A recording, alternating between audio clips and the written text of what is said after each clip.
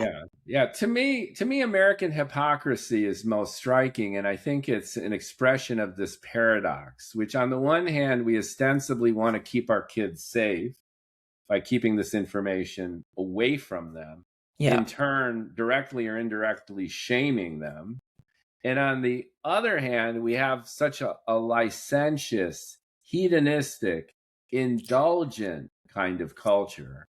And the two are at odds, and in ways they feed off of each other. Because if kids can't have healthy sexual relationships and intimate relationships, then it gets out of the bottle in all sorts of ways that precipitate so many of the problems that we continue to face in society. Yeah. I'm gonna say what you said slightly differently, because I am totally on board with you, but I think this is just, I tend to think on the systems level a little bit too, Yeah. as well. And so when I think about the idea that I'm going to keep my child safe by not giving them the information, right? Then I am not equipping them to deal with the negative forces out there, like exploitation, right?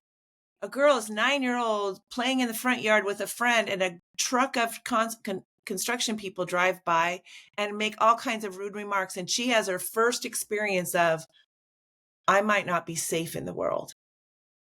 That was a much bigger person, and that felt really ucky on my inside. I don't know what that was, right? Again, right down deep inside of her.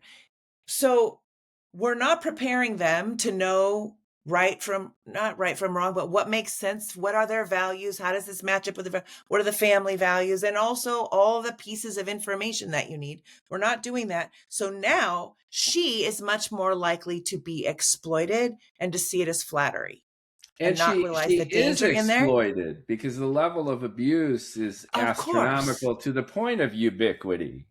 So Yeah, no, I agree with you. But that's the it's ubiquitous tragedy on the on other top side of all this. too. I Right. think men are exploiting, and they don't realize they're exploiting, because and I'm talking straight men in particular, all of the porn, so much of the free porn that they have watched has had exploitation at the center of it, right? Making it look like, it's just in a way that there's much more power and control than if you watch gay porn, for example. You just don't see the exploitation as much. You don't see the coercion as much in there. And yeah, it's really different. And when I got a PhD in clinical sexology, so I got to look at how humans across time in the world express and navigate their sexual relationships. But the other thing is, when you talk about the hedonistic, we got this, I don't feel like that is sexual. Again, that is part of the narrative of, I'm going to sell you you're not just what you want, but I'm going to prey on your want. Like, you get to get what you want. There's nothing in your way. You just take what you want, right? It's very much extraction.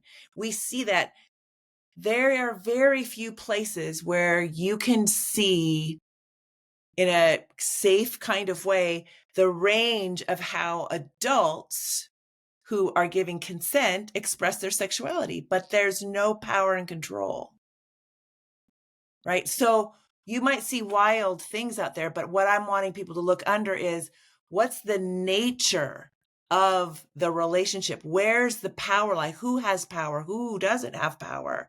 Who has say? Can she stop it? Can she stop the storyline at any point and say, hey, I would rather, right? We're not showing interpersonal, caring, mutual relationships so that people have full voice.